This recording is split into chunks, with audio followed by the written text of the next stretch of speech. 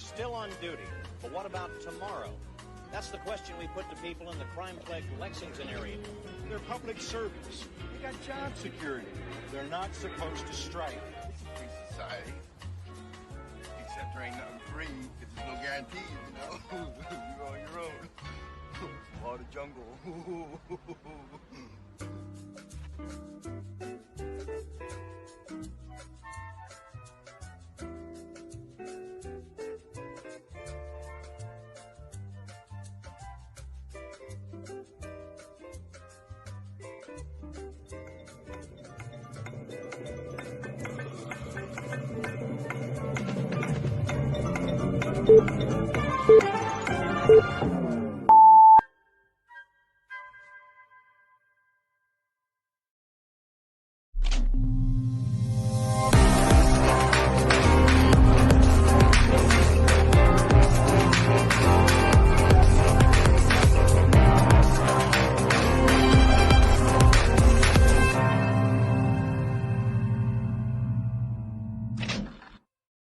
All right, what's happening, everybody? Welcome to Games and Graps Live. My name is Sonny G, and I'm here with Steve. Good evening. All right, man, and we're here. We're to do a live because why not? We didn't record a podcast this week because life is just so busy and shit right now. But we're here. We're here to do a live for you guys on a Sunday evening, and we don't really have a plan. We're just here to talk about whatever you guys want to talk about. It really does not matter at all. Yep, absolutely. Squinny's already in the comments. Oh, dear. Well, Squinny can go fuck himself. He can get out. Get out the comments. Let's boot him. Can we boot him? How do we do that? We can boot him. We can boot him. Oh, we can put user in timeout. We're not going to put you in timeout. It's absolutely fine.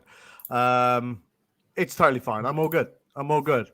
Chris says Ollie out. Yep, that's absolutely fine as well. Look, I'm fine with it. It's just, you know, one of them things. It ain't going to ruin my fucking day. Balls to them. It can stay for me. Yeah, well, of course you can. But, you know, when you support a little team like Leicester and all these fucking things happen, it's just difficult, you know? Yeah. But we're not here to talk about football. It's not added time because God knows what happened to that. Which, who knows? Yeah, we're here to talk about wrestling and we're here to talk about video games. And that's exactly what we're here to do tonight.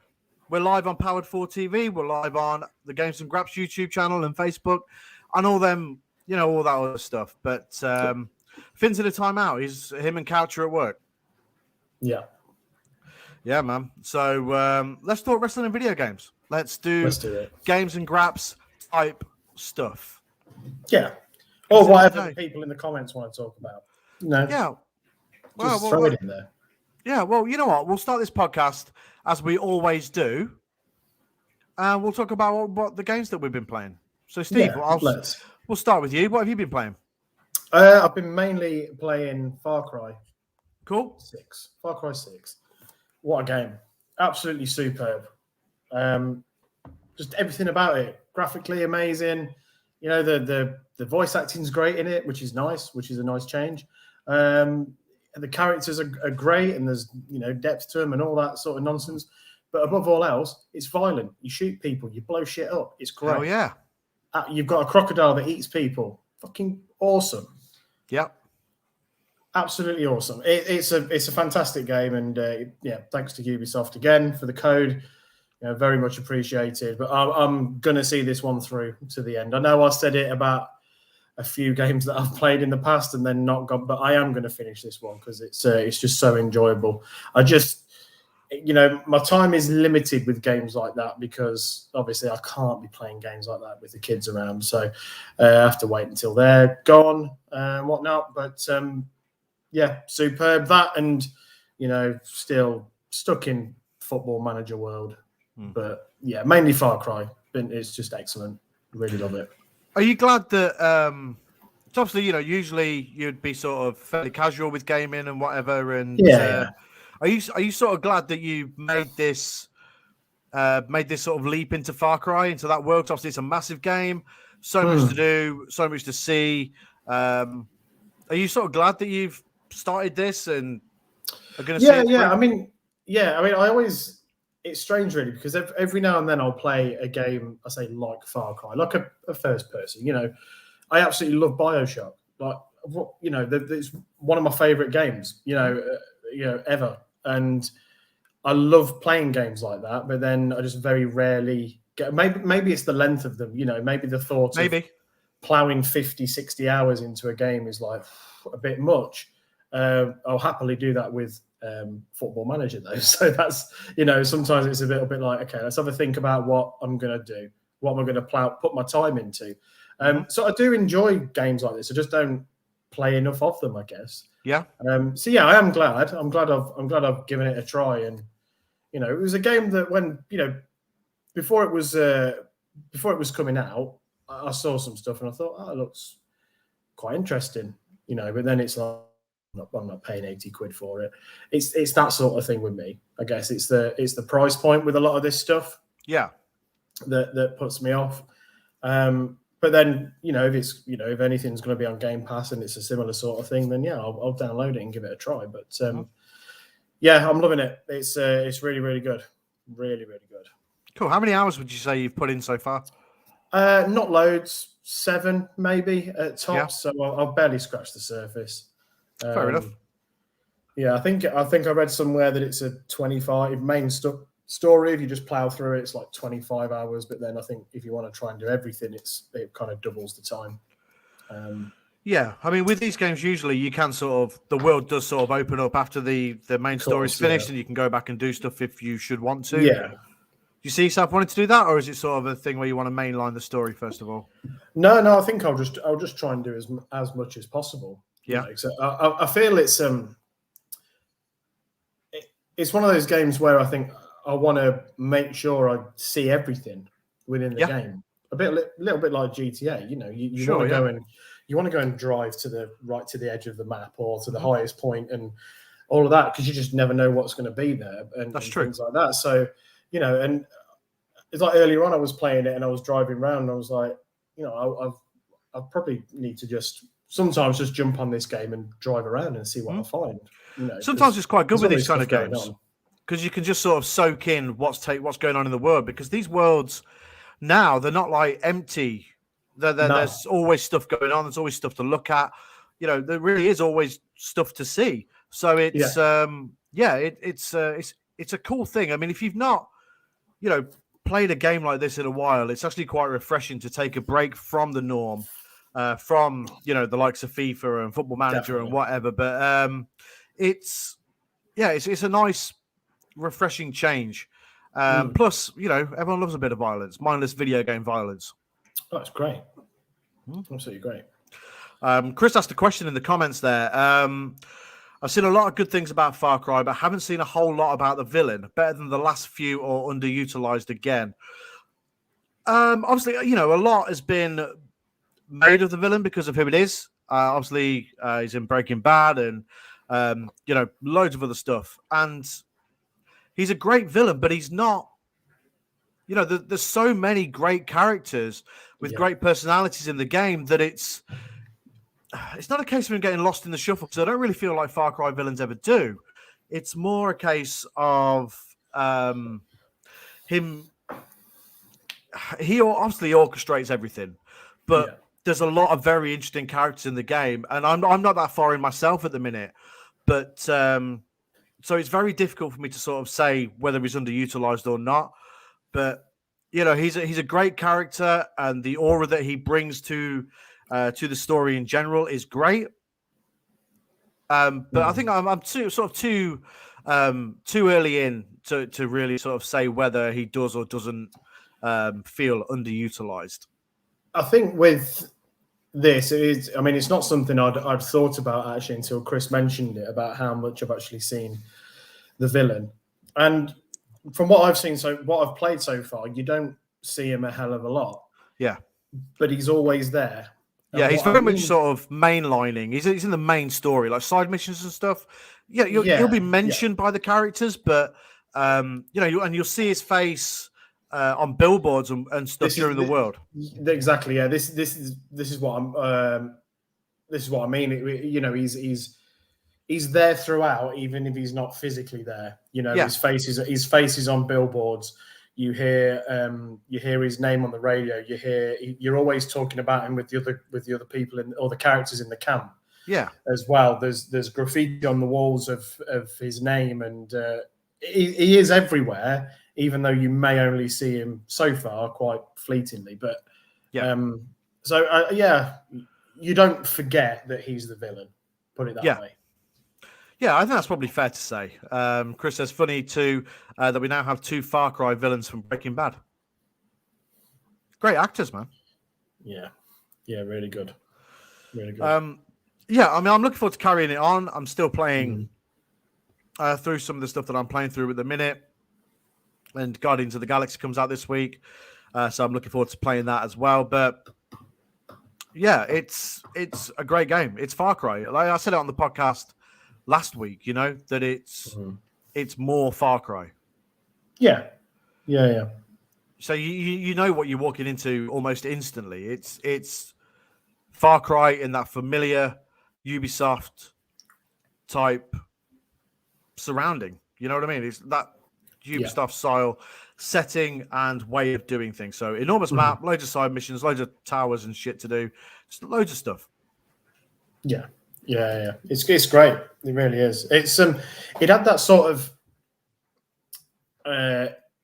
immediate impact on me, similar to when I first got my 360. One of the first games I played was BioShock. Yeah, and what a game! When you land in the water at the very start, it blew my mind at the time. Like the bit where you first go in, and you sort of see Rapture from inside the water. Do you know what? Not even that. The bit before, where you swim to something, don't you? Yeah, just that, because I was like, oh my god, I come from PS2. In fact, did I even have a PS? Yes, I did have a PS2. To that, and it was like just absolutely blew my mind. And then this is how I kind of felt when I loaded it up. Next gen. Yes, I've had the Xbox Series S now for nearly a year. Crazy. But yeah, that is mad. Yeah, that's flown by. And granted, things like Forza, I was just completely blown away. And there's been other games since, but that had that effect on me, I guess. When I started up Far Cry, you're there and you're on you land on a beach, and just everything about it, the lighting, the way the light reflected off the wet sand, it felt like I needed to put my sunglasses on, because it was like, geez, like I was actually at the beach.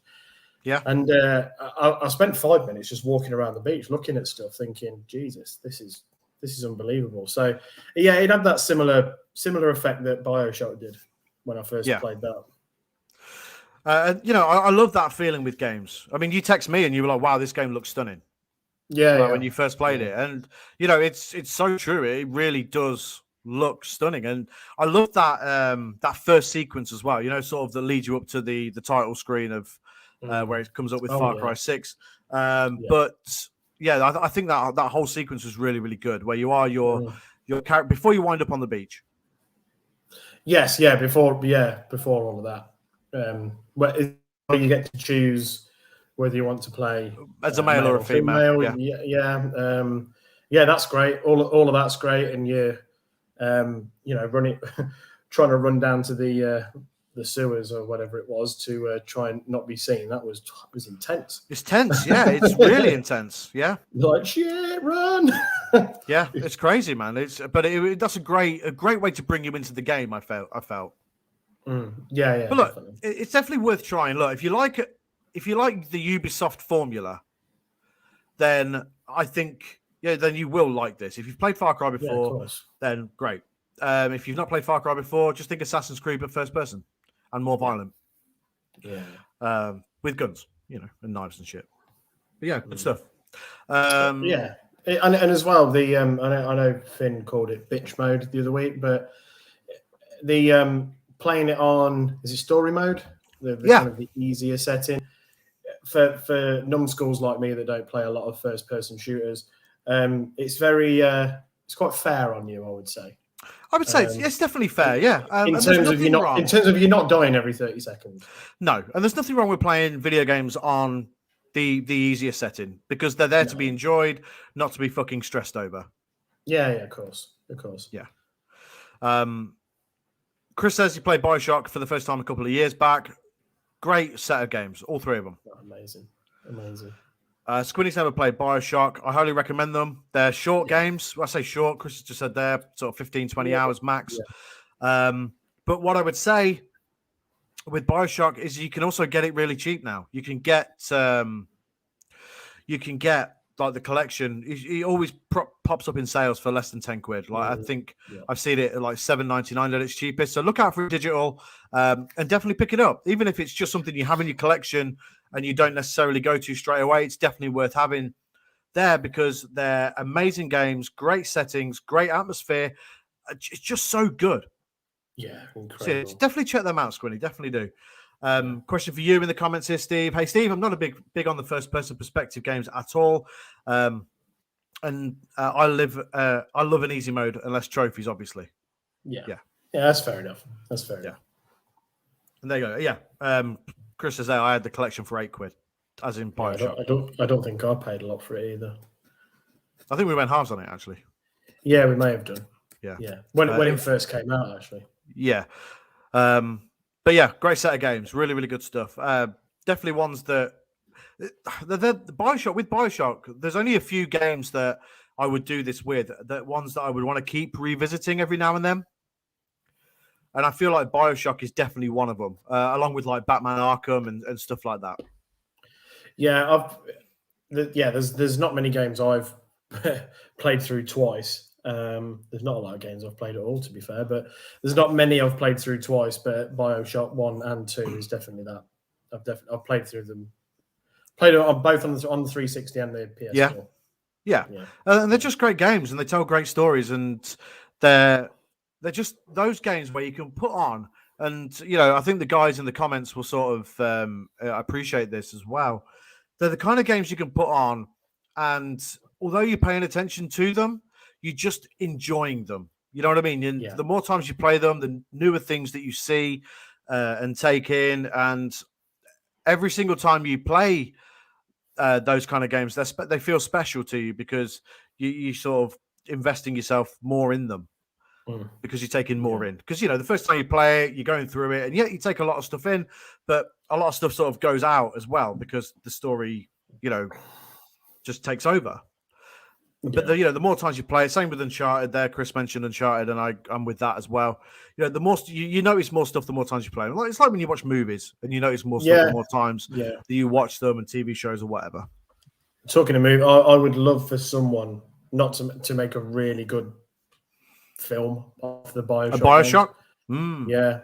Yeah, not a shit fucking cheesy one like Doom or whatever. That's shite. Doom, man, so bad. Such a bad film. I went to the cinema to see that, and people were literally walking out. Yeah, it was awful. So really bad. But yeah, I would love for someone, like a top end, like Christopher Nolan, like directing a bio. That'd be amazing. Someone like that, because he can do dark shit, and I'd love that. Yeah, Christopher there. It'd need to be someone. It'd need to have the very best people on it. I'm always with the attitude of if you like the look of the world, just go and play the video game.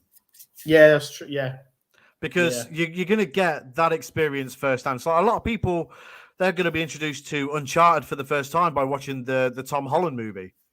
But that obviously isn't going to be the best representation of it. No, of course. Go play the video game because, like you just said then, you could play the game on easy and get a great experience out of it. Even if you're not so like au fait with video games, you could still get a great experience out of it by playing it on easy mode and experiencing the games properly, experiencing the story and the characters properly.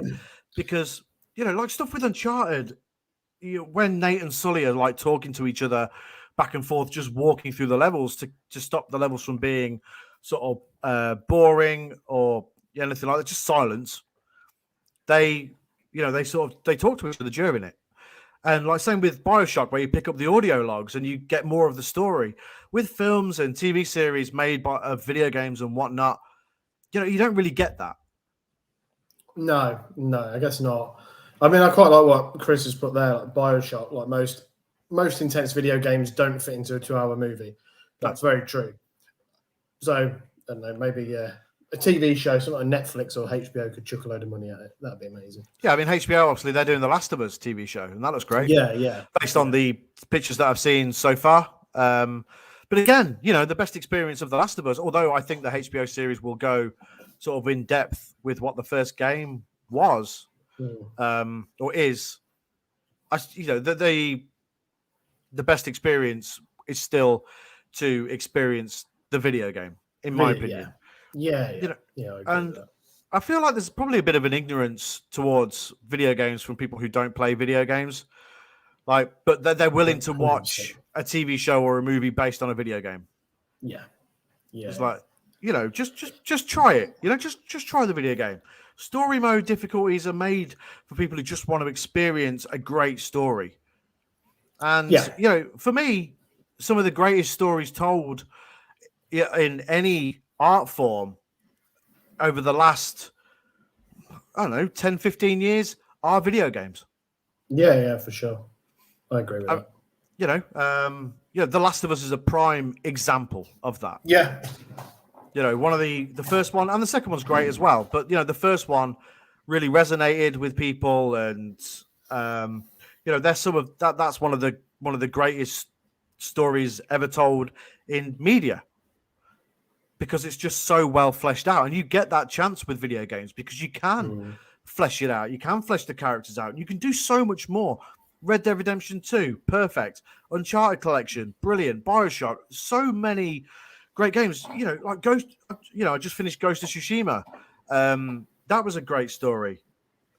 But you get more of an experience out of a 20, 30, 40, 50, however long hour game than you do out of a 10-part series of hour-long episodes. That's what I mean. Yeah, absolutely. Because, like you say, if you get away with it with video games, because to say that if you want to see how this story develops from start to finish, you've got to play it for 50 hours. And to people that play video games, that's fine. So okay, fine. That's kind of become the norm now, hasn't it? But if someone was to do that with a TV show, you're looking at 5 series of 10 episodes per series. Do you know what I mean? It just takes longer. It just takes longer. And it is a lot of time. And it would take, you'd be, you can go through a video game in however quick or as long as you want to take it. Whereas, I guess, with like a TV show, if you were going to do it properly and you're looking at 50 hours, or it takes 5 hours for the story to go from start to 5 years to take for the story to go from start to finish, because series ends, you have to wait for the new series and blah blah blah and all of that. I mean, how long has The Walking Dead been going? 90 years? It's been going a long time now. I mean, I don't even know how many series there are anymore. They've just finished. The last one's just finished, I think. Well, the very last one, or the last? Very last. I think they've had the very last episode. Yeah, I think.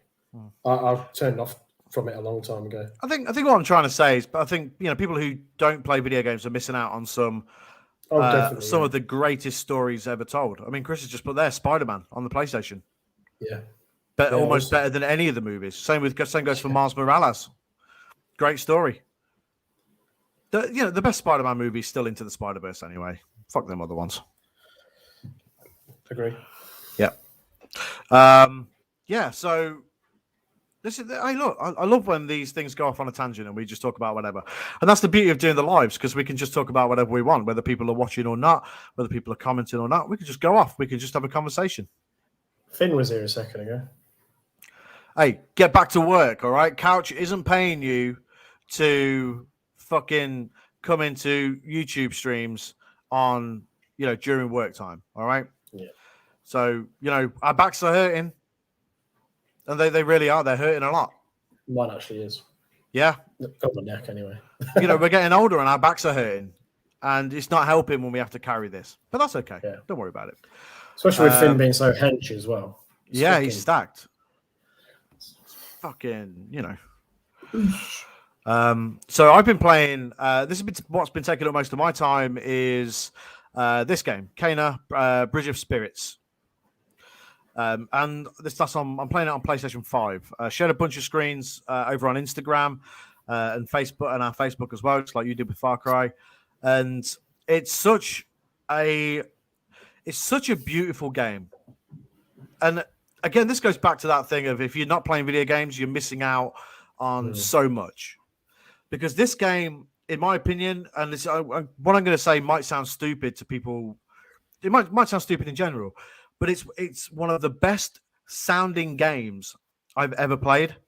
Like I've been playing it with because I bought the PlayStation 5 headphones, the Pulse 3D one, and everything about it just sounds so crisp. Like, it's just that the music is great. The sounds that are coming from the environment are great. And it's just a beautiful sounding game. I don't know if that makes any sense. Yeah, it makes sense. But it's just so great. Everything about it rules. So the story's cool, and it's actually pretty heartbreaking. Like the subject content of the game, it's actually quite heartbreaking to when you think about it and you pay attention to it. Yeah. The combat is great. It's sort of very. It's not hack and slash. But it's not God of War. It's somewhere in between, I would say. Usually I don't like sort of companion stuff. So like when you've got like a character following you around.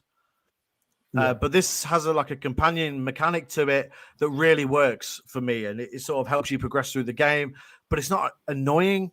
It's not a hindrance or anything like that. It just works perfectly, and it's really, really good. But overall, I mean, I'm on the last spirit now.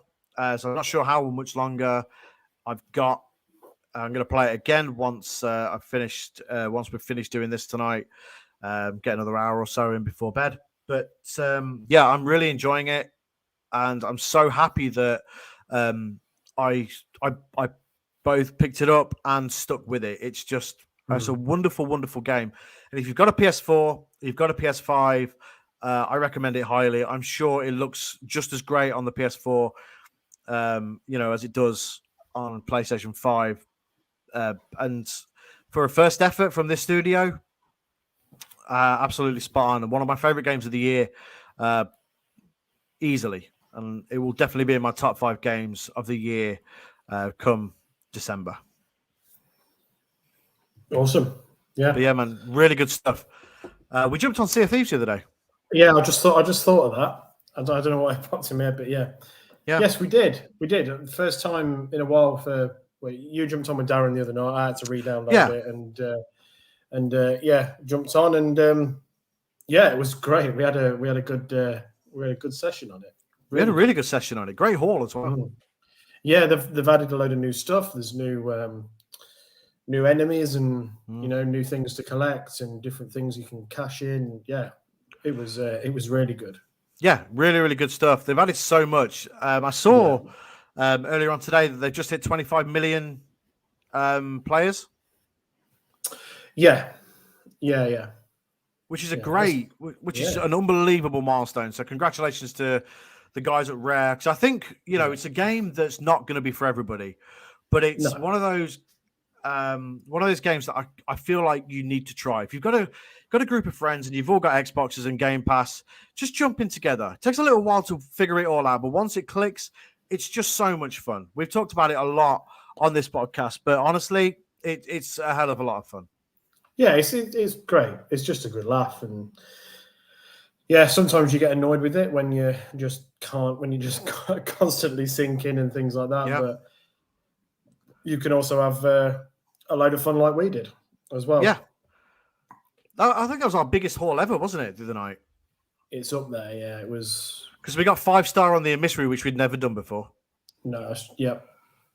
And, it's just so much fun. It's just a big, empty playground. Just go and do... You can go do missions, or you can just sail around, going to random islands and doing stuff. Yeah. But you just never know what's going to happen either. You can be attacked by Kraken or a Megalodon or... Yeah. It's good. Yeah, or sirens now. Sirens are attacking us with tridents and stuff in the underground. The underwater shrines that they've added in. It's just so great, and keeps growing, keeps just getting better and better, and it's great to see because it is so much fun. Yeah, for sure. Batch Gaming's in the comments. He says, "Hello guys, nice to catch a live podcast." Thanks, man. Nice. I'm glad you're here. I'm happy that all of you guys are here. Just chilling out with us on this Sunday evening. As I always say, you could be anywhere in the world, but you're here with us, and we appreciate it. Yep. Shout out to JC for that line. I keep stealing. Chris says, having never played Sea of Thieves, I can't comment, but here's a conversation point. Do you think it receives some of its flack because it's so different from what Rare in its legacy is known for? Yes. And I also think it probably caught a bit of flack because it's so different to, almost any other game out there. Because obviously Rare made GoldenEye. Yeah. And Perfect Dark and Banjo Kazooie, and there's so many games, Battletoads, so many different games. But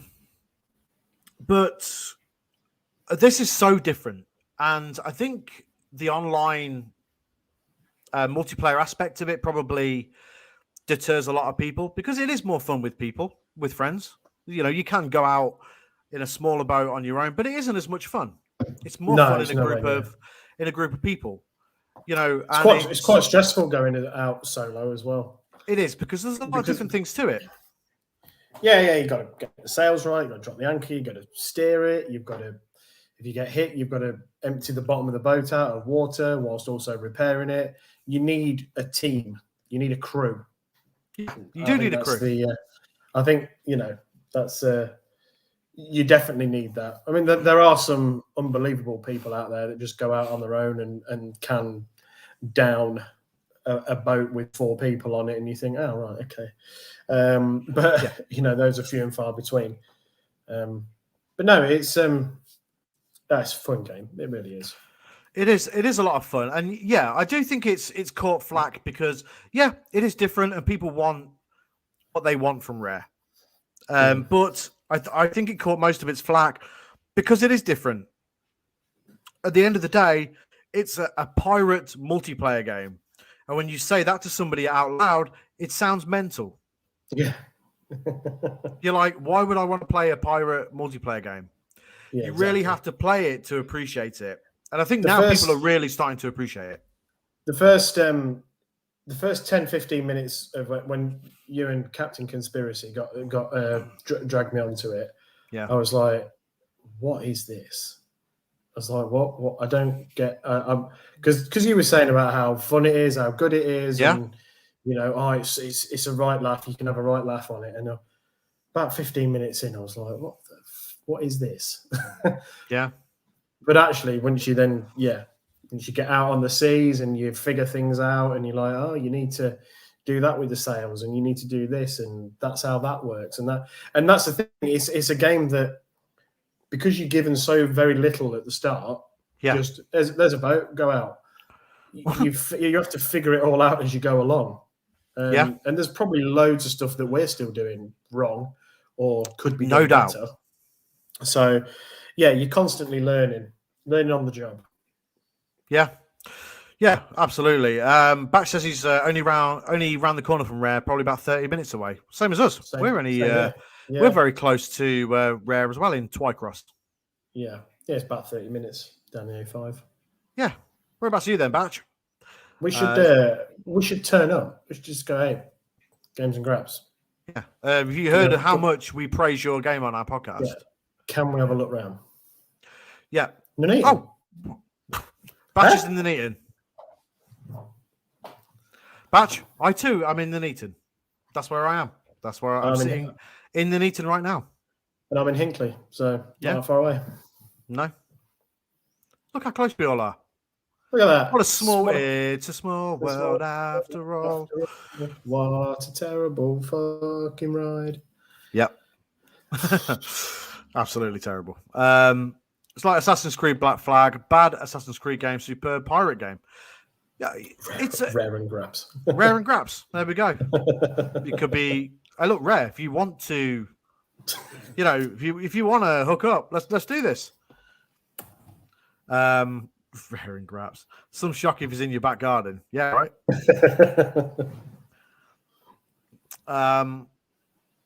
But yeah, it's. I personally, I think Assassin's Creed Black Flag is really great.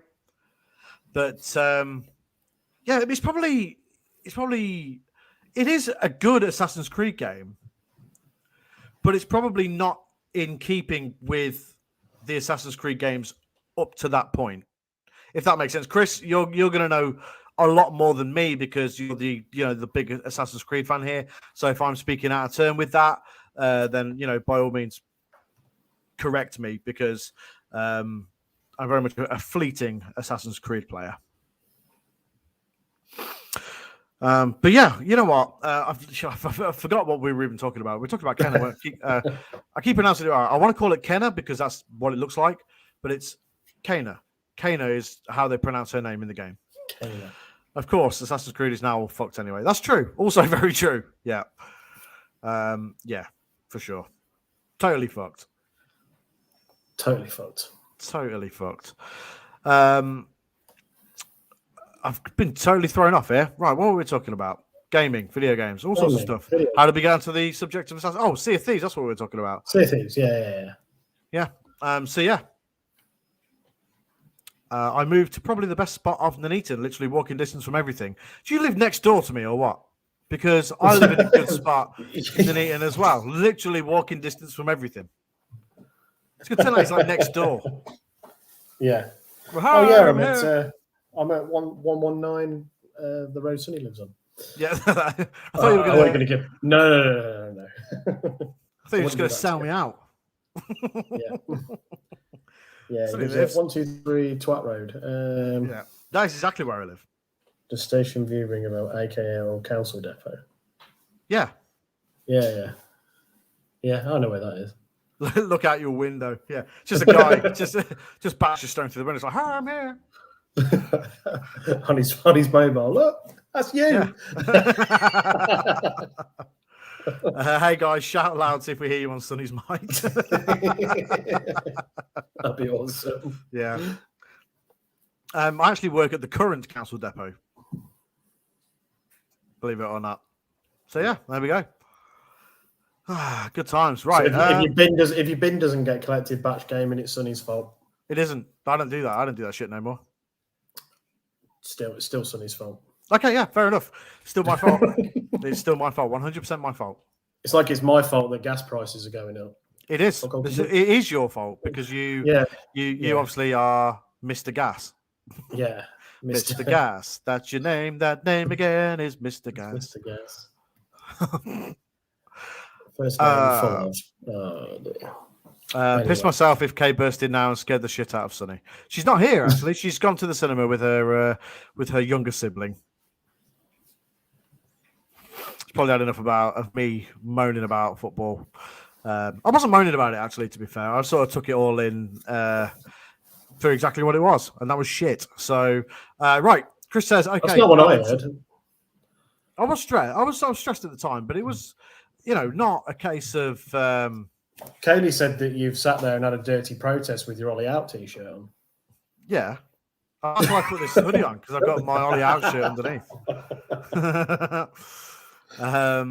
Right, Guardians of the Galaxy. What do we think? Me personally, I think it looks good. And it's promising that it's made by the people that made the latest Tomb Raider games. Mm. But I feel like it's come around real quick. Yeah, it does. Like, real quick. Like, too quick. Mm. I can't even remember when it was announced, but I feel like it wasn't very long ago. Wasn't it it was the last Xbox thing where we saw Forza 5? The very last one, or the one where they announced Forza 5? I don't know, actually. Oh, God, I can't remember. No, I can't. But Chris might be able to tell us. Chris, when was it announced? I feel like it wasn't long ago. Meta guess 75. The very highest. I don't think it's going to be. I think it's going to be good fun. I think it's going to be a great single player campaign. Little bit disappointing that you only get to play as Star-Lord, because I would sort of like to play as a bit of everybody. So yeah, that's a little bit disappointing, but otherwise, yeah, I think it's going to be a good. I think it'd be a good, fun story. It sounds like it's got a great soundtrack. It's going to be Guardians of the Galaxy. I mean, I hate let me tell you something I hate, right? I hate when people are like, but they don't look like their MCU movie counterparts. Oh, so you want them to pay millions and millions just so Star-Lord can look like Chris Pratt? Nope. And also, just look at the source material. You know, like these characters looked different before Chris Pratt was a thing. Back when Chris Pratt was Chris Fat back in Parks and Recreation, Star-Lord was still slender as shit with a blonde quiff in the comic books. It's all good. Exactly. Yeah, exactly. There we go. If Groot doesn't look like a tree, I'll be annoyed. He does. He looks like a giant tree, so you're all good. All good there. You're all good. It's all good. Here's the Nuneaton boy here too. Oh, he's on YouTube now. Okay, cool. I think less of a problem with this one. The Guardians of the Galaxy are a lot less mainstream than the Avengers. Well, they went about the Avengers in the wrong way, didn't they? I still maintain now that the main campaign for the Avengers is worth playing because I think the story's good and I think the core gameplay is good. I think the tacked on Destiny style upgrading of gear and that sort of stuff, it's just desperately unnecessary. Steve, you've not played the Avengers, have you? No, didn't get a chance. It's on Game Pass. Oh, cool. So it's worth having a look. A lot of DLC. So you've got Kate Bishop campaign. I say campaign, like 2 hours. Hawkeye and now Black Panther as well, and they're all just sort of tacked onto the game. So yeah. Cool. I like the Avengers game personally. I think it looks great and I think it plays great. But I remember it getting a bit of flack. I mean, Squinny's put it was frustrating. What was frustrating about it? Yeah, I mean, it'd be interesting to hear. So, I mean, I really liked it, but I played the beta beforehand and thought it was good. So it wasn't really a massive thing for me. In terms of getting used to the gameplay, but I mean, it's a little bit like you kind of you enjoy what you enjoy. You know, if you want to play a game on easy, play a game on easy. You'll enjoy it and all that. There's been games that I've played in the past where people have said, "We played that for? It's absolute shite." I've actually really enjoyed it. You know, and I acknowledge that it wasn't, a great game maybe, but I enjoyed it. I went back to it and kept playing it. Yeah. I think just play what you enjoy, Absolutely. But Chris has put there, and I agree with this. It's not worth full price if all you wanted was the single player content. Right. Okay. And I totally agree with that. But I do think it's worth checking out if you've got an Xbox and it's on Game Pass. Yeah. Which it is. Because the campaign is good. There's just not enough of it, or there's too much gumph in between the campaign missions. But it's worth having a look. Batch said that he's got Forza Horizon 5 ready to install, and that was it. Yeah, there we go. Already installed and ready to go. I saw that. I got a notification from Game Pass today actually saying pre-install. Batch says also that Groot looks like Shaqiri. What, the footballer?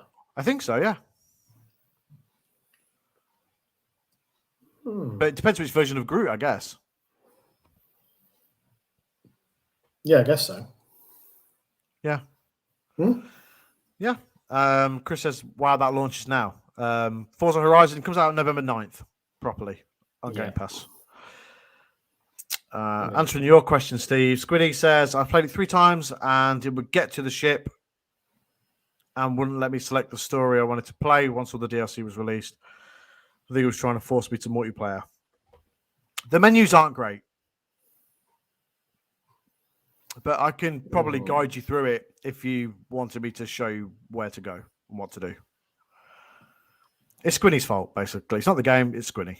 Yeah, it's Squinny's fault. 100% Squinny. No 2 ways about it. Yep, Forza Horizon 5 looks incredible. Can't wait. Like, genuinely can't wait. Yeah. Yeah. Just looks unbelievable. And we're only like 2 weeks out now, roughly. Yeah. Yeah. I already know, based on sort of how fanboy I went with Forza 4. Also true, Chris. I already know it's going to be in my game of the year. It's going to be in my list. So, and I'll have only been playing it for about a month by the time we probably record that podcast. So, but I just know it's going to be amazing. Oh, same. It looks amazing. The cars that are going to be there on day one are just look incredible, and it's And I've still got so much to do on 4 that I'll never get around to doing them. Sure. I've still got it installed on my Series X. I've not played it in a little while because I've been preoccupied doing other stuff.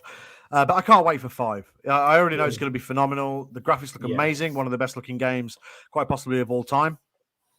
Yeah. But I can't wait to play it. And it's only a couple of short weeks away. So that's going to be awesome. Majority of it behind the season pass, the Avengers game. Yeah, there is a lot of sort of costumes and stuff behind the season pass, which is a little bit frustrating, which is it's a general problem with games now, especially games like that. It's all about the money. Money. We got cars. We got money. I got you. I got the kid. Rocky, man. Is Rocky 4? 3. Where he's training with Creed on the beach. Yes, it's 3. Yeah. Yeah, where they're both wearing like the short crop top t-shirts. Yeah, they got the boob tube on. And the bit that makes me howl with that every time when they do the run down the beach is the way that the camera, because it's in slow-mo, the way that the camera focuses in on the trainers and the shorts, basically advertising. It's probably Adidas. Yeah. Basically, like, it might as well just say Adidas in the corner. Like, it's ridiculous. Yeah. I mean, they will say, "Oh, we're focusing in on how muscly their legs are." Yeah, you're also advertising the shorts at the way. Anyway, yeah, 100%.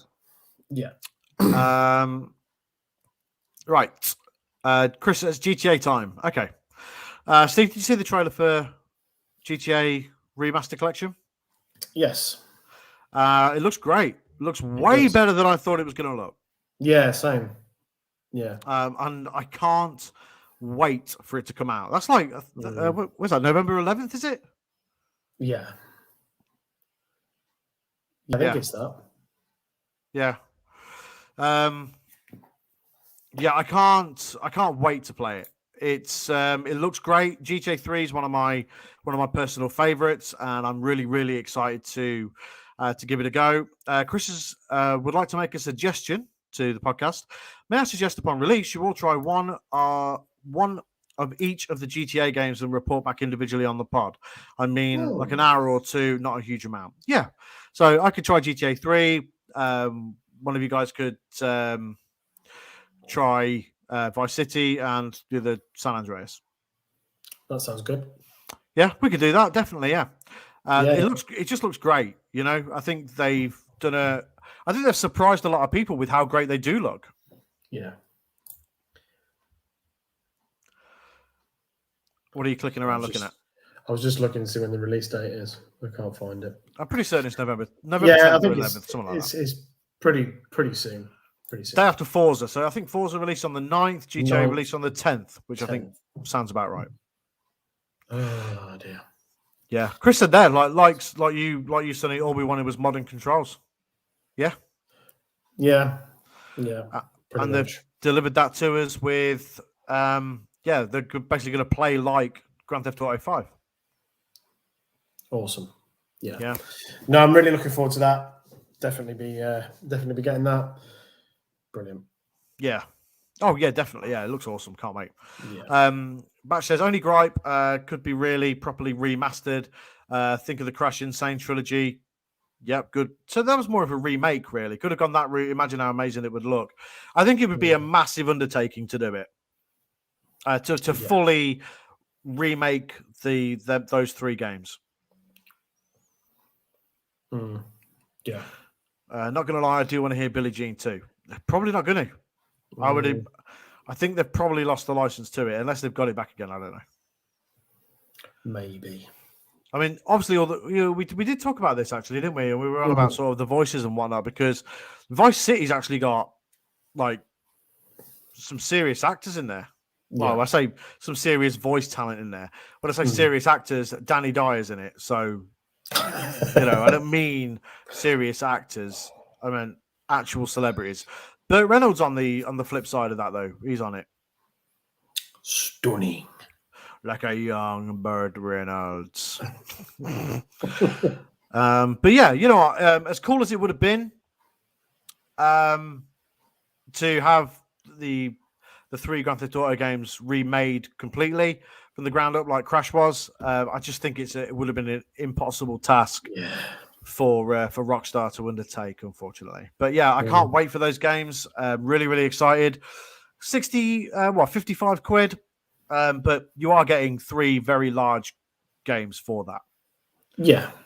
Updated controls and updated graphics. For me, it's worth it. Yeah, definitely. Yeah, for sure. Chris says Billie Jean was removed in the last port before this remaster. Yeah. It's a shame, but, that's the thing with licensing and whatnot. Yeah, after a certain amount of time, you just lose it, and it costs a shitload to renew. Yeah. Yeah. Would have taken years to remake. I mean, Jesus Christ, it's taken this long for us to still not get GTA 6. So to remake those 3 games, long time. There was there was a GTA 6 rumor that I read the other day. Oh, yeah. So Rockstar in whatever part of America have advertised for a job vacancy.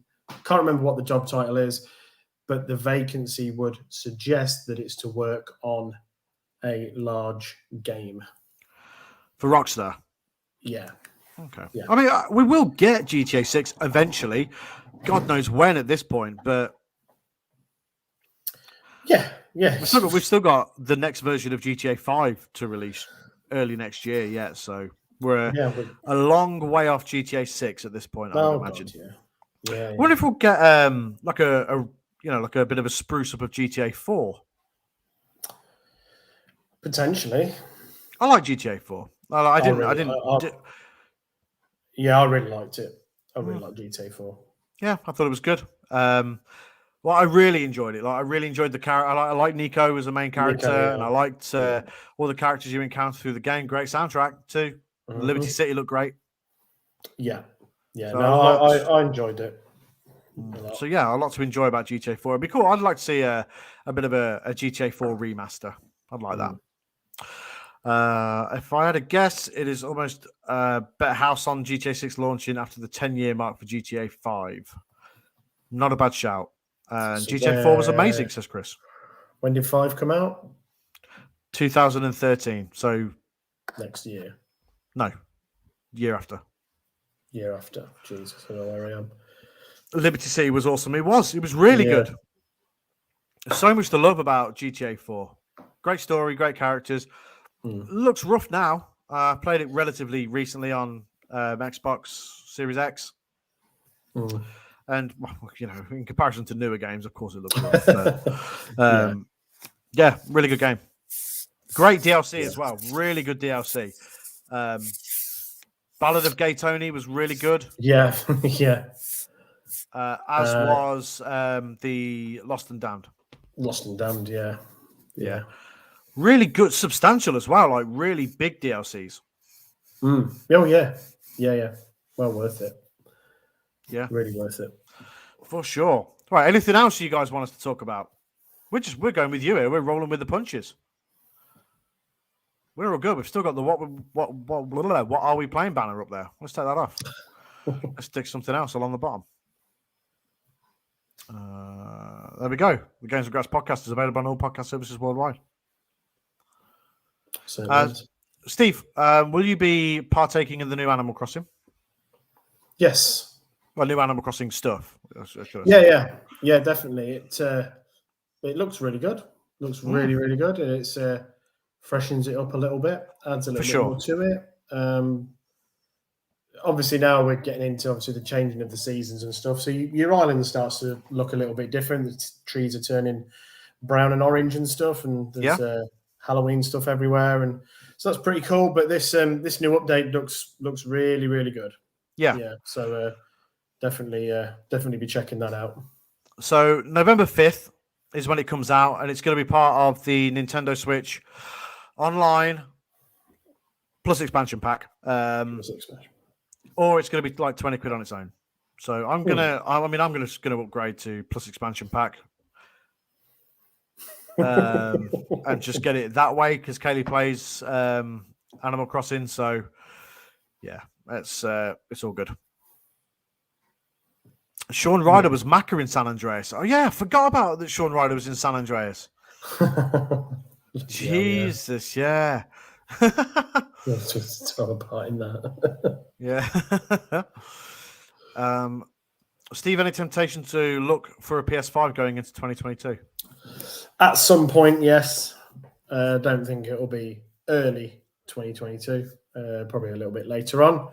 But yes, I am, without going into sort of too much detail, boring life stuff, getting the living room kitted out, having all of that sorted, having some units built, and I've asked for the unit to have a spare shelf.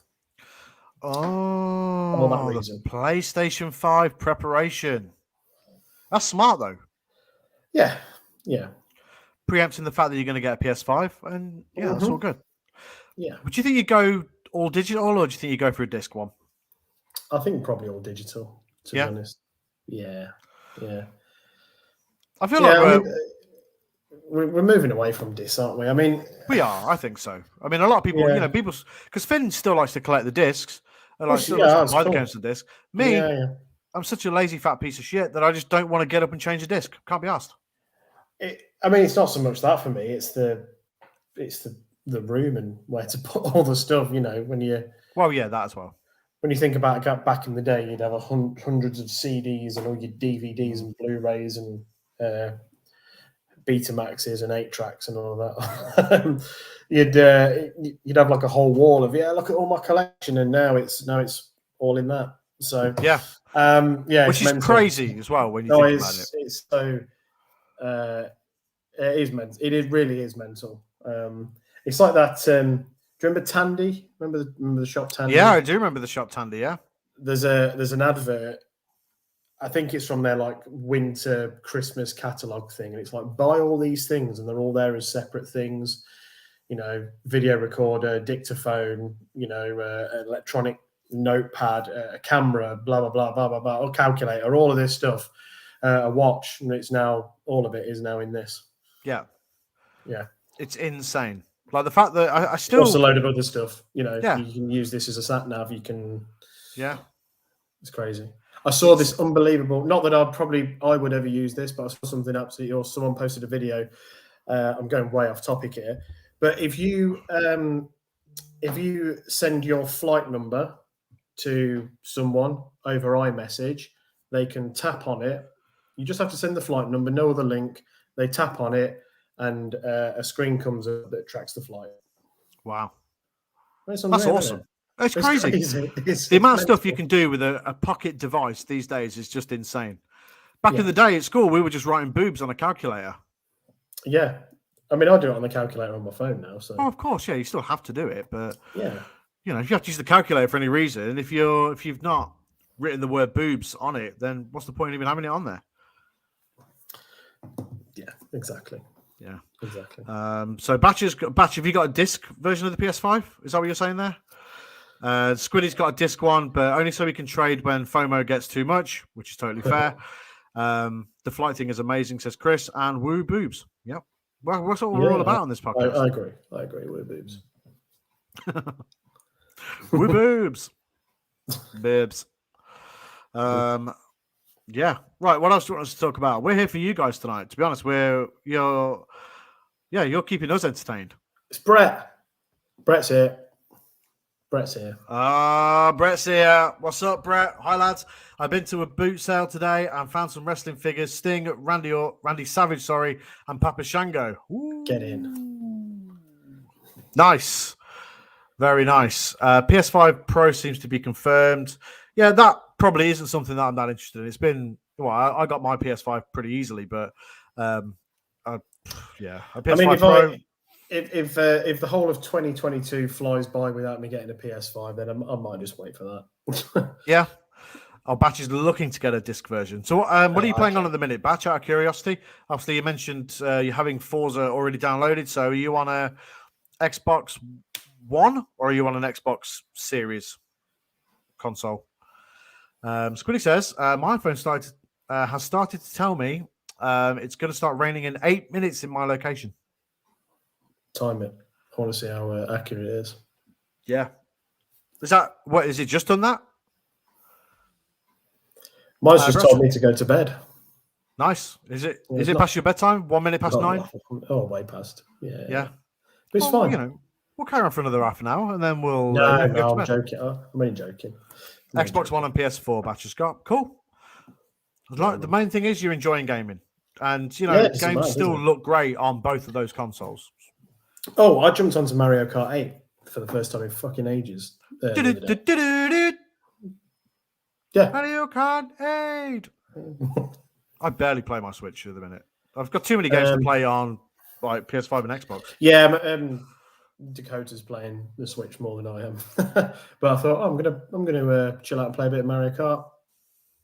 It's awesome. It's Mario Kart. Well, you can't go wrong, can you? It's just amazing. It is. It's absolutely incredible, to be fair. Brett's been replaying Bully on his iPad today.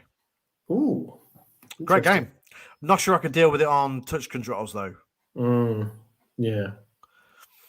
Bank holiday here tomorrow, says Chris. Very lucky you. To be fair, I'm only in 3 days this week. So obviously, I get married next weekend. So, do you? I do. I do get married next weekend. So, yeah, there we go. Better cancel my plans. Yeah. What's a Switch? Get a Switch LED, you peasant. No.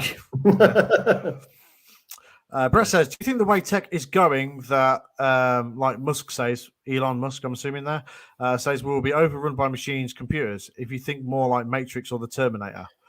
We're already in the Matrix, Brett. So the Terminator, 100%. Here's a question. Yeah.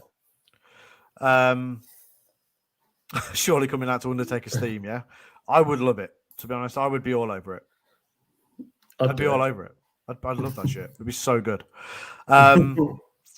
If like iRobot, and you could have like if you could have like a robot to do stuff in your house, would you have one? No. That's an open question to everyone in the comments as well. Would you have a robot to do shit around your house if the option was there and it was affordable? The corporate ministry version of the Undertaker's theme song is the best. Yeah. Would I have one? I don't know. Like you say, affordable, because you're kind of there already with your I won't say it, smart speaker device. Yeah. You can set it up and say, "ADOT, can you turn that light off? Can you turn that light on? Can you turn the telly on? If you've got all the setup, can you do this? Can you, But if you've got but I mean, like like a physical robot, like in iRobot, not creepy looking, like in Rocky IV. Happy birthday, Polly. Yeah, sure. Happy birthday, Polly. Happy birthday, Polly. God, the shit that would do nothing as well. Happy birthday, Polly. What was it called? Rocky IV Robot. Here we go. It's like the fourth one down. I don't. How you go? Do you want to have a guess at what the name was? Was it a woman's name? No, it wasn't. What happened was Paulie changed it to a woman's voice. Oh, yeah. Paulie. Yeah. Happy birthday, Polly. I think I would have one. It was called Butler Cisco. There you go. Butler Cisco? Yeah. Oh, like thong song? Yeah. Thong. Thong. Yeah. Because, robot. He says, once a computer becomes self-efficient, this is going back to Elon Musk. He says, once a computer becomes self-aware, in the words of the great game, says game over, man. Okay.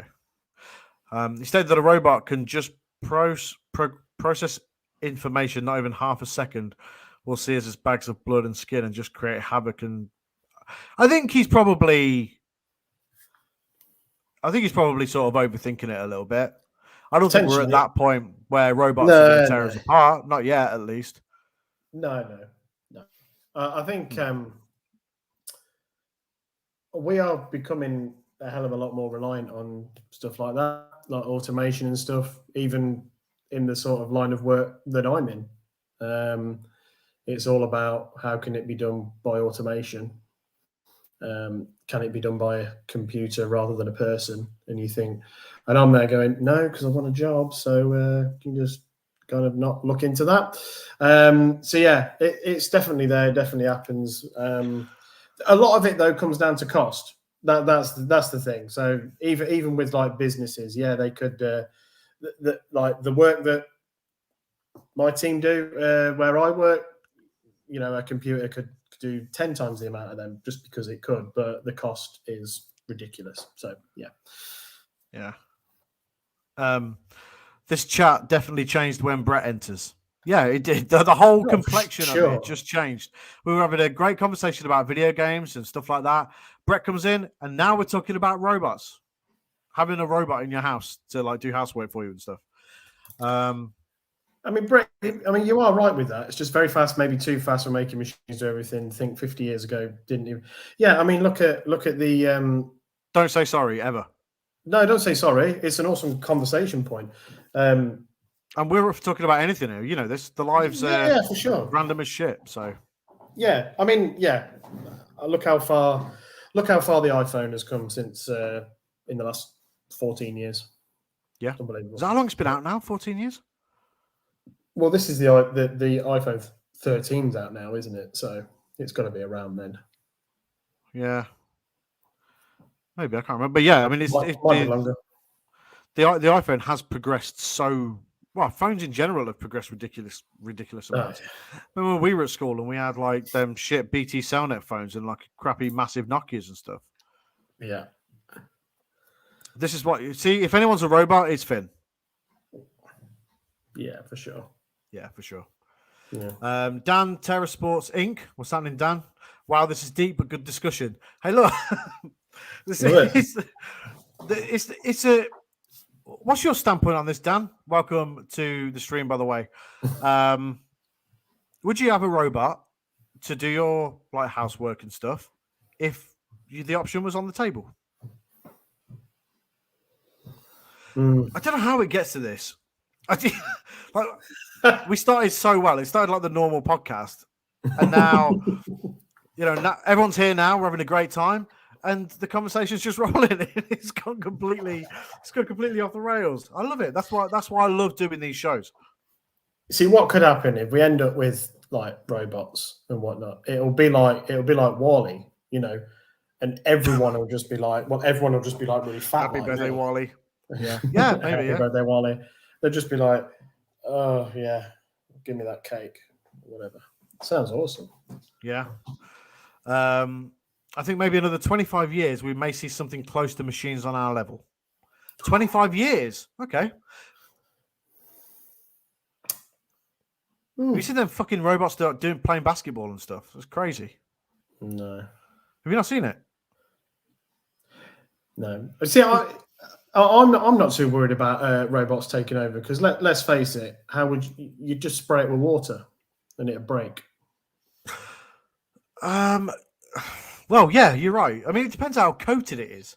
Obviously, if there's no like, I mean, obviously, if you're going to make, if robots are going to take over, right, you wouldn't make one with like wires exposed, would you? No, but I don't know. I'd fancy my chances against a robot. Yeah, an early version. No, you can't change the rules. You can't say, yeah, I'd fancy myself against the robot, but an early version of a robot. Yeah. What I mean is... That's what you're saying is you could take a robot in a fight. Yeah. But an early version. Yeah. Kick it in the head. Inzaguri. Bang. Well, yeah, fair enough. While if the option was on the... while it's on the floor, piss on it. Well, electrocute it. Electrocute myself. Yeah, fair enough. Let's get. Let's go through the comments a sec. Wow, I remember when we watched Bossman versus Undertaker matches here. Yep. What a time to be alive that was. We've come a long way. We have Dan says, if the option was on the table, Sonny, washing, ironing, run the vacuum round, maybe. However, the pers may get women's sex ones in also. Oh, I mean, yeah, of course they will, yeah. Okay, that leads to my next question. And you know what it is? It's the question on everybody's lips right now. Would you pervs in the comments get a sex robot? It's after the watershed. We can talk about this now. It's past 9 o'clock. Yeah. That opening 40 minutes is incredible. What, the opening 40 minutes of this podcast, or am I? Should have watched the New Day Taker Netflix thing, I think. All right. Well, we will definitely do that another time. But apparently, it looks shit, doesn't it? Of course it does. That's why everyone's been doing a watch along, because of how bad it is. Yeah, that's true. I think they would get so aware that they wouldn't stay on Earth. Jesus, this is going places now. No pun intended. They most likely look to leave and travel the universe, as they don't die like us and can think way long term. Soon die with a jet wash to the face. Well, again, it goes back to that thing, doesn't it? Whether it's an early version or not, because they're just gonna. They just pull out a massive fire hose, like. No! Get the Kircher out.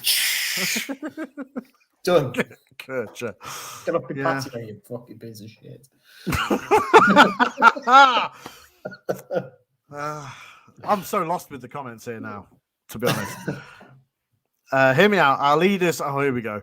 Right, hear me out. Our leaders only ever care about their terms in power, and at best, like Putin, 20 years, but nobody. But a robot can have 300-year plan for the best for planet. Fucking hell, this is. Bro, you've taken this podcast from all right gaming chat to. But again, are they any good in the rain? Yeah, but they're going to have. Right. They're not going to make robots that are going to be susceptible to water, are they? They're not stupid. They're not going to have They're going to have like the middle exposed.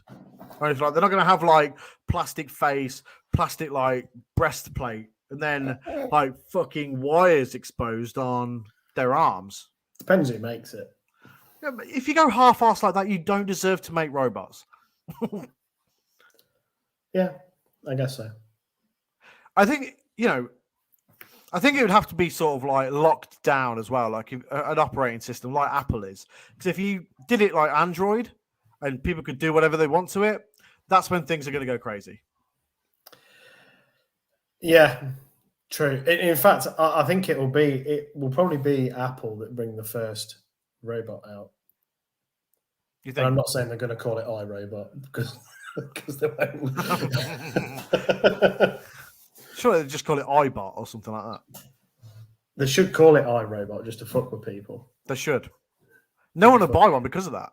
Yeah, exactly. Yeah. God, I think we would surely see machines end up building themselves in ways we couldn't have. Yeah, I mean, wow, this is next level. You guys have like taken this show to new heights tonight. If anything, so Batch says, if anything goes by, I'd probably be like Vex in Destiny. I tell you what, I'm not against, and that'd be like being part robot. Like if my inside started packing up or whatever, and they had like replacements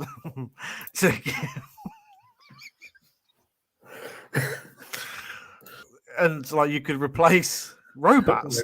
We've had enough of bats. Fucking hell. They don't want robot bats as well. It's just going to be a whole planet of robots and robot animals. It'd be like Horizon. Oh yeah. So if my inside's packed up and I could have it like replaced with mechanics or whatever, I'd do that totally. Yeah, I would. I don't know. Depends. I mean, I'd RoboCop definitely. I'd want to be RoboCop. Yeah, he's a bit like what? He's a bit like fucking. Yeah, but he moves like proper. it moves 40 like years. janky, We're 40 doesn't it? years on now. This is what I mean. Early editions, early versions. Right. You Okay. know. Right. So you'd fancy yourself against RoboCop? No. God, if they were like RoboCop, then yeah, what's the point? Fuck me, Sonny is a Borg. Hey, look, if the option was there, but I'd also I'd want to be a little bit cool with it as well. So I'd want like some sort of I'd have like my inside sorted out, but then I'd want like some sort of metal faceplate just to make me look cool, maybe like Kano. What about, would you, fucking hell. This has gone a bit Joe Rogan, this.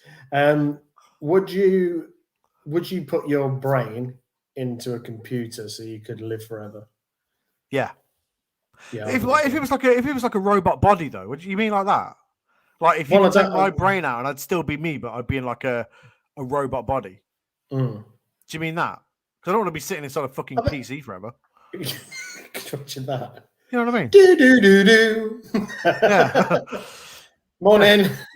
Yeah. And they're like typing like MSN.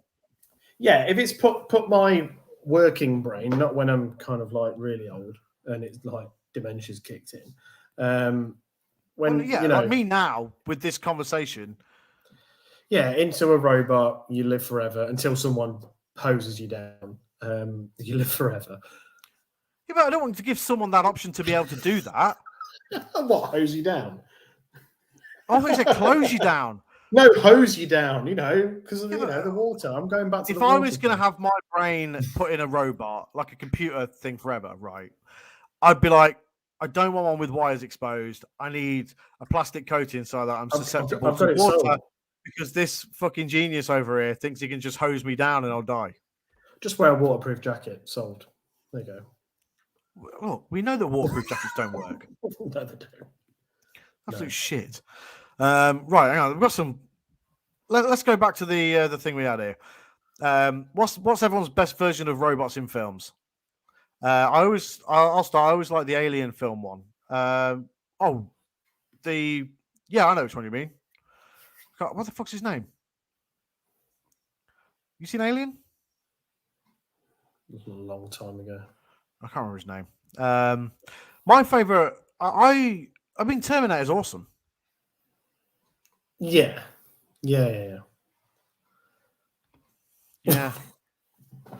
Sonny is the brain in Finn's body, like Krang. Sonny will be the next Raw GM laptop. Oh, look, I'd be up for that as well. Funny story, I heard Neville Southall talk about machines once. Where's that? He said he would deck them.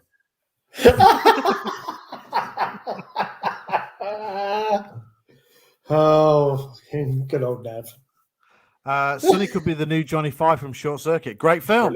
Brilliant. Johnny Five is like, hey, look, if I could read and like get knowledge as quick as like Johnny Five, that'd be awesome. You're probably not going to see that film on telly anymore, though. Why?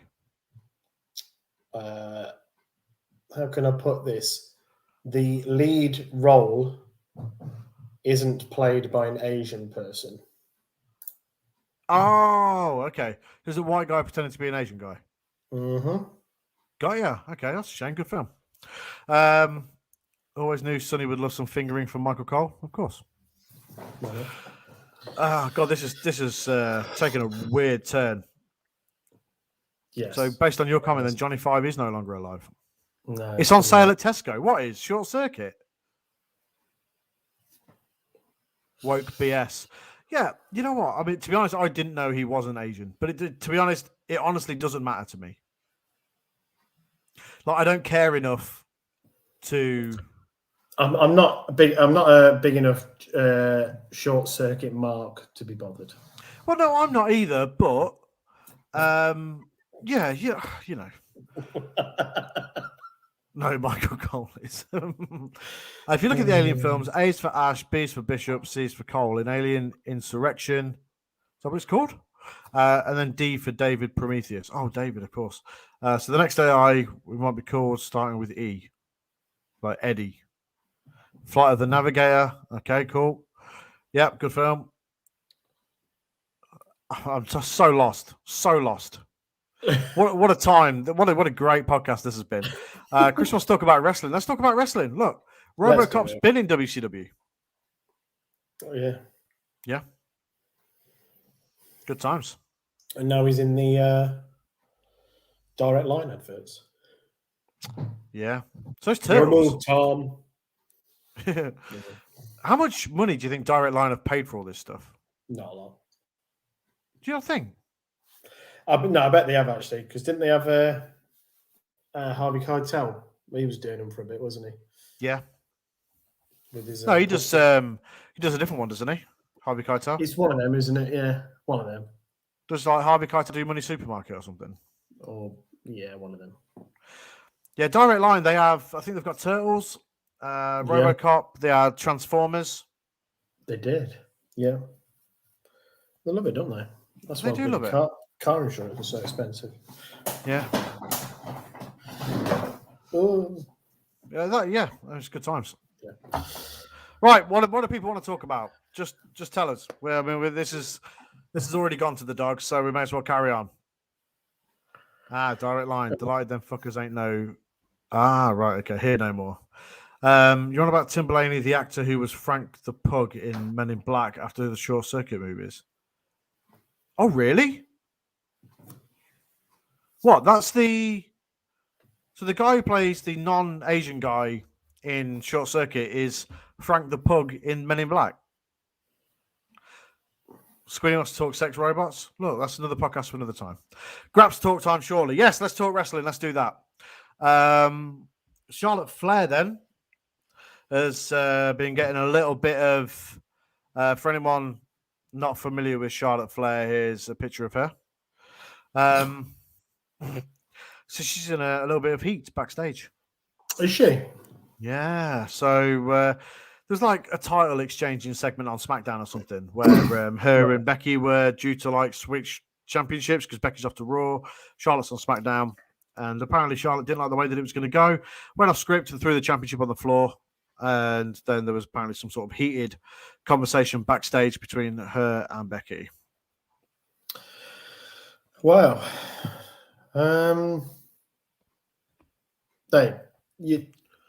You never know whether these things are true or not. A lot of them are because WWE has more leaks than a colander.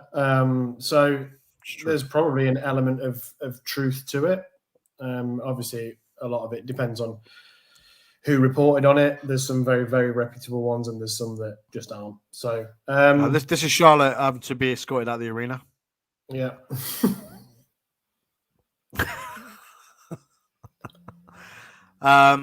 So apparently the locker, like Chris has just put there, so the locker room is behind Big Time Bex. Charlotte was apparently taken out of the building by security. Wow. Wowza. And she's become apparently very difficult to work with. I read something similar about Bray Wyatt as well. Yeah, I read that too, actually. Prior to his release, he was becoming difficult to work with. So, Chris, why does that always make me laugh? I'll tell you why, Chris, because it's a great gag. It's brilliant. It's a great gag. Dan says the ultimate. Oh, he's gone back to robots. The ultimate. Yeah. So we had this earlier on, didn't we? Happy birthday, Paulie. Butler Cisco. Yeah. I'm not as clever as Finn. I don't know how to get pictures on here, or I'd flash a picture up. I can do that. Heard Stallone hates that robot so much he's taking it out of. Yes. So I just Googled, what was the name of it, and I've just read on here that it's not going to be in the director's cut. That sucks. Yeah. Because it's a classic bit of the film. It's shit, obviously. It is. Of course it is, yeah. Yeah. What does he say? 2020 has been a year of endless curveballs, and among the most recent surprise came news that Stallone is working on a director's cut of Rocky IV that will excise one of its greatest 80s excesses, the robot Butler Cisco, that becomes a companion to Burt Young's Paulie over the course of the film. In the social media post announcing the new version of the film in August, Stallone wrote in the comments, "The robot is going to the junkyard forever, no more robot." Yeah, fuck you, Stallone. Yeah, miserable. Miserable twat. I know. Not really. You're an absolute hero of mine. And here we go. Happy birthday, Polly. Happy birthday, Paulie. Sorry for the low quality picture. The film is from the 80s. So, yeah. Filmed on a potato. Happy birthday, Paulie. Look at his vest. Go on, Bert Young. Yeah, so it's a weird one with the Becky and Charlotte thing because, I mean, I think Charlotte eventually will end up leaving WWE and probably going to AEW. Well, yeah, but more than likely. I mean, like you said, obviously her other half is there, the AEW. Her dad's no longer part of WWE as it stands. And in all honesty, what else is there for her to do in WWE? Well, that's it. Yeah, I mean, I totally agree with that. I mean, it's there's no point in them breaking these records. It's a nothing thing. Of course, an absolutely nothing thing. Yeah. Bouncing the title around means nothing, in my opinion. No. So did they? Because I've not seen anything about this Charlotte stuff. So why was she upset by it all? I just don't think she wanted to go a certain way, or did she? Yeah, I think she wanted it to go away. Just differently. Yeah. And she instead went off script, threw the title on the floor, which then made Becky throw the title at Charlotte, and all then kicked off backstage apparently. Yeah, and we've had recently as well, and I know that this person gets a lot of stick, but obviously we had the shoot fight in between Charlotte and Nia Jax the other week as well. Yeah, where they were properly slapping each other, and for all the criticism that Nia Jax gets, who knows? Charlotte might have been being an absolute bitch backstage, and Nia's thought, "I've had enough." Maybe you just never know. You just never know. So, strange. Yeah, really strange. Chris says, perhaps, but let's be honest, AEW isn't much for a bad backstage atmosphere, from what we hear. Yeah, is that how you meant to word it? Do you mean that there is a bad backstage atmosphere at AEW? Yeah, I don't quite. Yeah. The Fly, great film. Jeff Goldblum. God, yeah, sexy man. That pit looks like Onzo from Keeping Up Appearances. It does. R.I.P. Jeffrey Hughes. Keeping Up Appearances. What a great show. Yeah, put that on your. That's on your Sunday playlist with London's Burning, ain't it? It is definitely, yeah. Oh, AEW has a very positive backstage atmosphere. Yeah, which I could completely see. So, with that in mind, then I mean, don't get me wrong. If Charlotte was to go to AEW, it's huge, of course. But would they want someone there that's presumably difficult? I don't know whether it's just a case that she's fed up with WWE, like most seem to be. I mean, she'd obviously be welcomed in AEW, you would imagine. Yeah. Just because of who she is. Oh yeah, certainly. Yeah, I mean, as far as WWE breaking Flair's record, he actually held it 22 times. Yeah, the numbers are stupid. The numbers are absolute bullshit. It just means nothing. You know what I mean? Like, well, it's like their attendance records. They're bullshit as well. Of course they are. Yeah. Because I can't remember which one of the more recent WrestleManias that had supposedly over 100,000 there. A couple of years ago, it didn't actually have 100,000 paying customers. What WWE did is they counted all the stewards, all the backstage guys, the wrestlers themselves, the people working in the concourses, and that's how they boosted the numbers. Yeah, which is ridiculously stupid in its own right, isn't it? It's nonsense, because when you hear the attendance read out at the football, which, by the way, I've never understood why they read it out. Who cares? No, I don't. It must be a thing. There must be something they have to do. Yeah, potentially. I have no idea why, but it's based on how many times that turnstile ticks round. So, Right. yeah. So, but yeah, so off topic a little bit there. That's okay. That's this whole. But yeah, they podcast do. is They about like topic. they do like to change history and like to inflate things and whatnot. That they do. That they do indeed. Yeah, so that's Charlotte and Becky having a bit of a spat. So Crown Jewel was this week. God, the pictures are shit quality this week. So Roman Reigns won. Edge beat Seth Rollins, and Goldberg speared Lashley off the stage, which was cool. In what was Goldberg's probably his best match in a long, long time. Xavier Woods won King of the Ring. Selena Vega won the Queen's one. Like that. Yes. Yeah. All round, I actually thought Saudi Mania was pretty good. Yeah, I mean, I was half watching it, not because I was kind of like hating it or anything like that. Just because it was on at a reasonable time here in the UK, but kids were running around and stuff like that. So,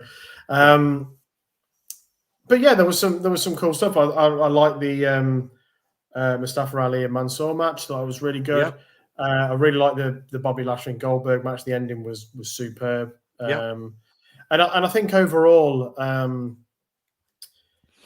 for what has been for the most part since they started this partnership with the Saudis, it's been a glorified house show. Yeah. Actually, this fed into storylines and storylines that have been built on Raw, SmackDown, and previous pay-per-views have actually culminated at Crown Jewel. Culmination. So yeah, that's good, and that's what we like to see. If you're gonna go all the way over to Saudi Arabia and make such a big deal out of it, and at least have it playing as part of your, I don't know what you would call it, your programming, I guess. Yeah. So I thought I enjoyed it a lot. I thought it was I thought it was a good show. A lot of these shows come with that sort of Saudi stigma and all that sort of stuff, but legitimately, I thought it was a very good wrestling show. Yeah, I mean, like Chris has put here, is it me or does it have a feel of the old UK pay-per-views where nothing overly important happens? I guess if you were to look at it, just at the kind of what were the results, none of the belts changed. No, but we were crowned King of the Ring and whatever it is. We'll just say Queen of the Ring because I can't remember what it's called. Queen of the Ring. Yeah, and we had, like I say, we had conclusions to ongoing storylines, which is cool. I feel like the Saudi shows are treated with more importance than them UK shows ever were. Like Rebellion and Insurrection literally just felt like shows that were here in the UK, but whereas Crown Jewel and whatever the other one's called, is there two Saudi shows, Crown Jewel and something else? Yeah, what's it called? I can't remember what it is. Because we had the Greatest Royal Rumble, didn't we? But then there's another one, isn't there? Crown Jewel and something else. Yeah. Either way. But them ones are made to feel more important, like than the Insurrection or Rebellion ever were. Someone asked the question up there: did Goldberg do acting? He was in The Longest Yard, the Adam Sandler version of the movie, and he was also in Universal Soldier: The Return, I think. To answer your question, Super Showdown. Oh yeah, terrible name, but Crown Jewel's a much better name. Yeah. You know Saudi what? Mania. Great, yeah, Saudi Mania is a better name, but great crowd as well this time. Just posted the iPhone weather notification in the Discord. I know, I heard my notifications go off. Cheers, Squinny. Guys, we do have a Discord. I can't remember how to someone, if anyone can, post an invite for the Discord in the comments here, so that these guys can come and join in the conversations that we have in there. Dan says, I went to one night only, 1997. The one that screwed the Bulldog and put up a HBK was a living night for the fans in Birmingham. Good show, that. Yeah, but you're right. Bulldog should have won. Yeah, Bulldog should have won. Because that's when I think Rick Rude came down with Shawn Michaels, Triple H in China that night. Superb heat. Oh, God, yeah. Now, that night was legit. Yeah, that was a good one. but it's when they started doing them like twice a year, and it was Insurrection and Rebellion. That's when they started sort of getting a little less important. Because I remember there was another one, they had Capital Carnage. If you remember that one, I think Vinnie Jones was at that one. Of course. Oi, WWF. Oi, Boatman. I don't agree. He already had his money in the UK. Great heat, if you ask me. No, that's fair enough. That's fair enough. Moment, not money. Moment, not money. Oh, okay, right, get it. Fair enough. But yeah, there was. Don't get me wrong. Some of the shows that they did have in this country, whether it was Rebellion or Insurrection and all that sort of stuff, they were okay shows. They were never bad shows. I just think. I just don't think they were treated with very much importance. Is what I'm trying to say. No, you're right. You're right. But yeah, Crown Jewel, good show. Easily the best one they've done in Saudi Arabia so far. Yeah, I'd go with that. And WWE gets a lot of shit for doing stuff in Saudi Arabia. And for all the stuff that goes on in Saudi Arabia, I understand. But a lot of things are starting to happen in Saudi Arabia now. With events taking place, festivals and all that sort of stuff. Everything seems to be getting a bit more liberal out there. I don't know the ins and outs of it because I don't pay attention to it. But yeah, there seems to be a lot more happening in Saudi Arabia, maybe trying to move in line with the times a little bit more than perhaps they once were. Yeah. What I couldn't understand, Sonny, is Insurrection and Rebellion in the UK cost you £14.95 on Sky Box Office. And at that time, all the US pay-per-views were free on Sky Sports. Yeah, but, like Chris's comment underneath there, have you seen the US pay-per-view prices? They're insane. Yeah, they're ridiculous. Yeah. Absolutely ridiculous. Yeah, absolutely crazy. And that also crazy when you think about it, that we had the pay-per-views for free on Sky Sports. Were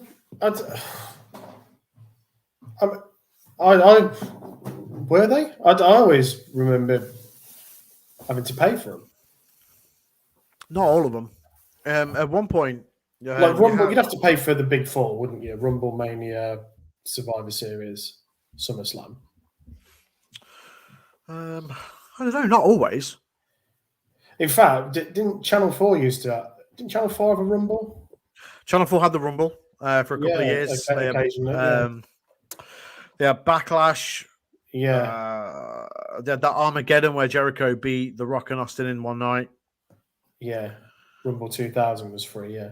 Yeah, Rumble 2000, yeah. Rumble 2001 perhaps as well? They were on Sky Sports. They moved to Box Office.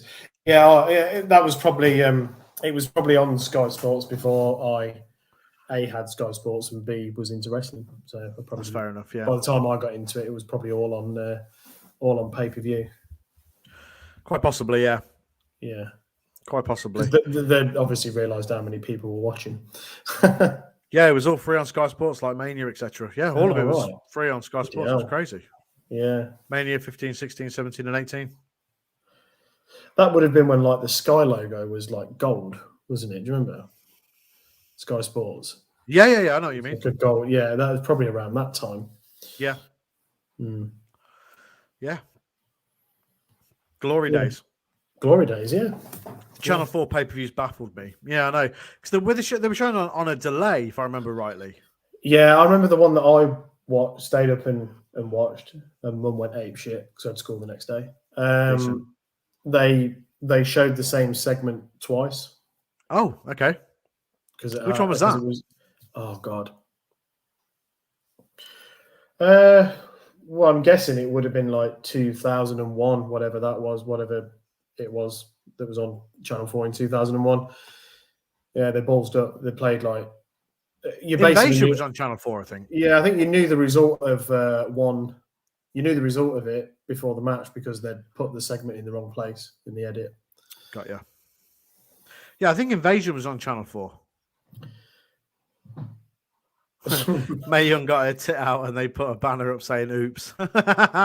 Nice. Good times. Yeah. I think most of it's on like a slight delay now, isn't there? It seems to be, just in case they do a little bit of the swears. Yeah, or a nip slip. Yeah. Or a ball slip. Who knows? Well, bit of bum crack as well. Yeah, bit of ass crack. Yeah. Chris said he had Sky Sports free, sort of. Watched No Way Out 2000, Cactus versus Triple H, Hell in a Cell free in black and white. Was something dodgy going on there? Well, he's put for free, sort of. Yeah. It's like that episode of The Simpsons where Homer steals cable. Yeah. Watch the boxing. Yeah. Same thing. Then doesn't watch it. Yeah. Oh, man. Elsewhere in wrestling, formerly the Iconics, they were at Bound for Glory last night and won the Knockouts Tag Team Championships. Congratulations to the Iconics. Awesome. Here comes another terrible quality picture. There it is. Cool. They won the Impact Tag Team titles. Yeah, that's cool. That's really good. Yeah. And I've always liked them. I was fans of them in WWE. Some people weren't, but they're money, A lot of people said that, I'm just glad they're back. Squinny's just put there, Bound for Glory was cracking. Good. Impact, man, they're going from strength to strength. The Forbidden Door stuff has really helped them out a lot, and their booking has been very good, very consistent. Yeah, it's been good. It's been good stuff recently, Impact. And Moose is the new world champion now. Moose. So yeah, good times. And Trey Miguel won the X Division title as well. From what I saw. I watched Dynamite, a bit of Dynamite live last night actually, because I was still up at that time for some reason, and I thought Bryan Danielson, American Dragon, just Dragon on this podcast. I thought he and Dustin Rhodes had a brilliant match, and I'm glad Lance Archer is okay. He took a terrible bump. Yeah, I've heard.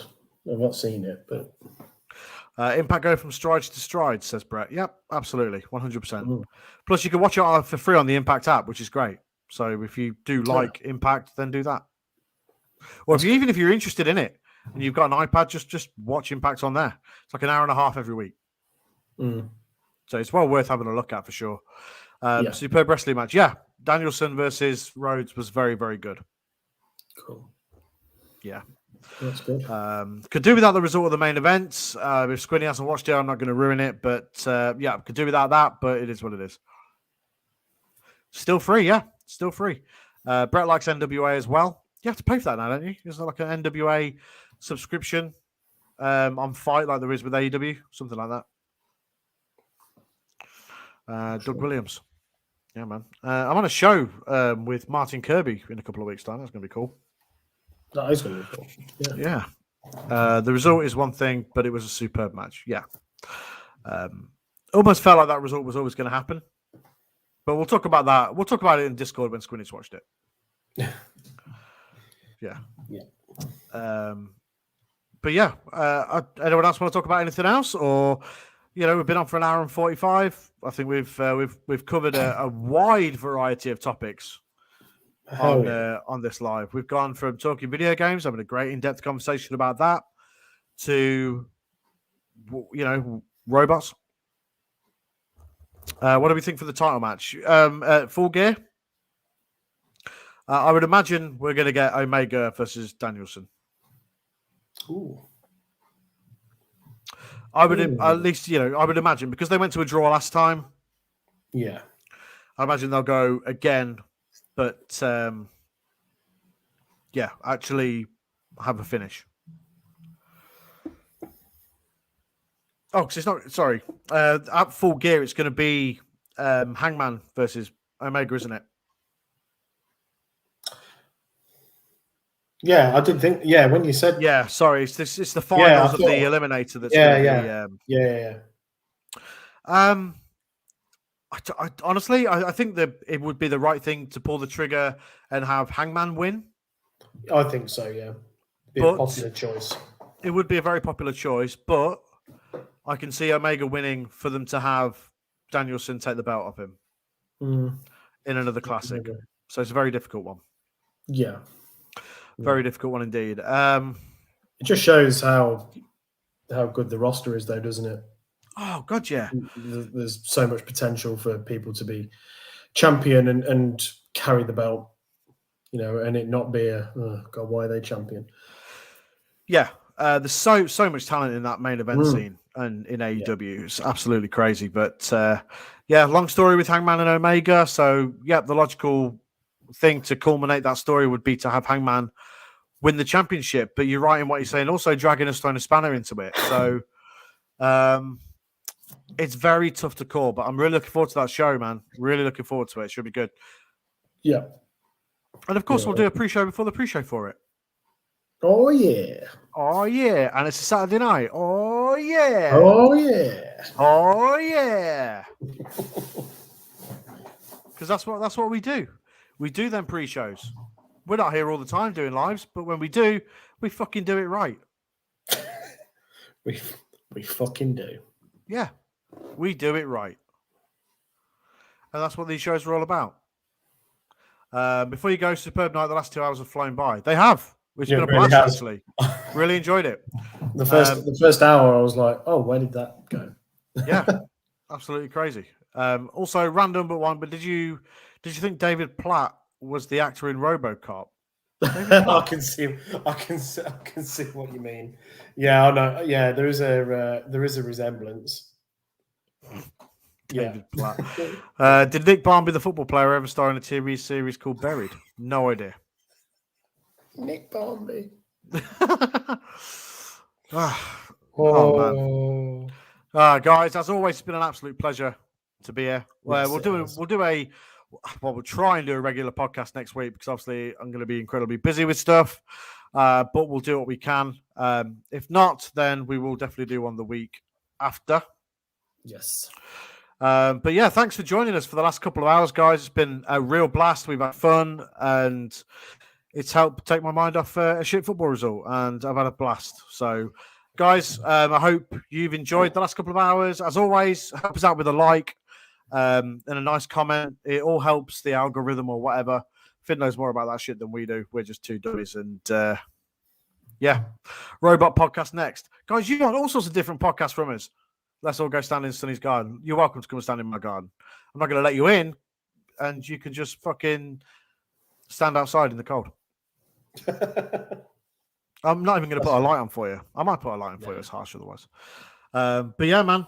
Cheers, Batch. Really appreciate that, mate. But yeah, guys, I hope you guys have had a fun couple of hours with us. But yeah, drop us a like. If you're not subscribed to the channel, please do that as well. Tell your friends and go listen to the Games and Graps podcast. Available on all podcast services everywhere. And youtube.com/games-graps. Guys, my name is Sonny G and I've been here with Steve. See you later. And we will indeed see you again. Thanks for joining us, everybody. Take it easy. Goodbye. Goodbye.